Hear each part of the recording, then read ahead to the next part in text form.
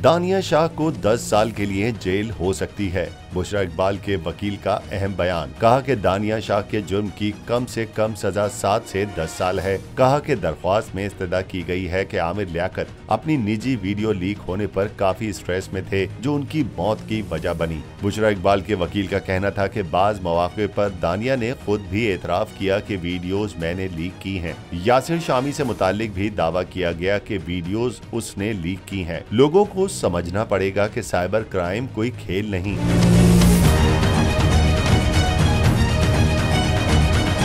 बुशरा इकबाल के वकील ने गुफ्तगू करते हुए कहा कि दानिया की वालिदा भी इस जुर्म में बराबर की मुलव्विस हैं। हो सकता है कि दानिया की मां को भी जेल की हवा खानी पड़े, क्योंकि दानिया की वालिदा ने जो कुछ किया वो सबके सामने है। ये सब मकाफाते अमल है। बुशरा इकबाल के वकील ने कहा कि आमिर लियाकत की बेटी की जानिब से दरख्वास्त के इतने अरसे बाद कार्रवाई का मतलब ये है कि पूरी तहकीक के बाद दानिया को गिरफ्तार किया गया है। फोन का फ्रांसिक किया जाता है, IP चेक की जाती है, सबसे पहले वीडियो कहां से चली। FIA बगैर सबूत मुकदमा दर्ज नहीं करता। कोशिश है कि आमिर लियाकत की बेटी और बेटे को इंसाफ मिल जाए।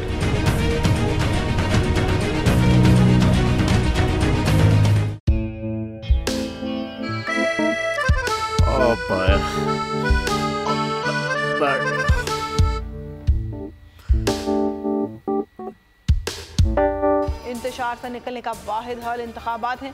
हकीकी आज़ादी मार्च आज रवा। हाँ, आयत के मुताबिक अगर आप उसको ये रिपोर्ट दे दे तो मैं आपको अपनी 4 सीटें दे दूंगा। मौलाना हाँ साहब, वो जो रिपोर्ट हमें दे दे और वो जो नीली पीली चैनल है वो लगाए।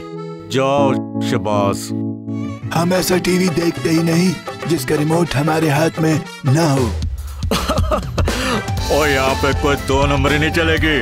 और हम कोई गुलाम है जो आप रिमोट मांगे हम दे दें? Absolutely not. यहाँ पे सिर्फ पाकिस्तान का नंबर 1 चैनल चलेगा, बोल, जो हकीकी सहाफत की जंग लड़ रहा है। पाकिस्तान के लिए कोई और नहीं, सिर्फ बोल खड़ा है। आप सब भी बोल देखें।